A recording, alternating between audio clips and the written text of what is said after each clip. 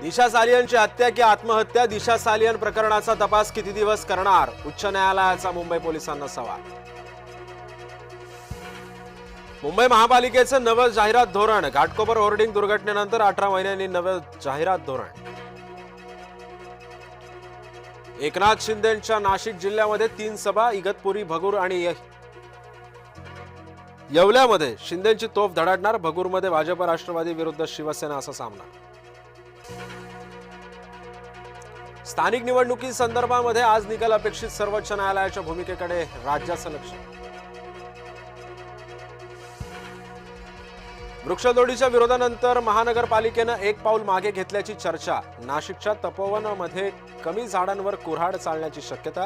नाशिक महानगरपालिकेमधील सूत्रांची माहिती. धमक्यांना घाबरू नका, मी डॉन बोर्डीकरांची लेख. राज्यमंत्री मेघना बोर्डीकरांचा विरोधकांना इशारा.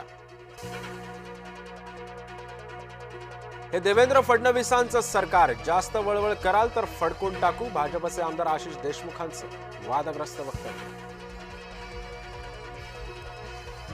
अजित पवारांनी ठरवलं त्याचा करेक्ट कार्यक्रम होतोच. राष्ट्रवादी काँग्रेसचे आमदार राजू खरे यांचं वक्तव्य.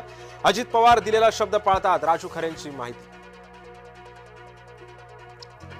ज्वालामुखीच्या राखेचं कारण देऊ नका. हवेचा दर्जा सुधारण्यासाठी काय करताय ते सांगा. मुंबईतल्या प्रदूषणावरून सरकारवर न्यायालय कडाडलं.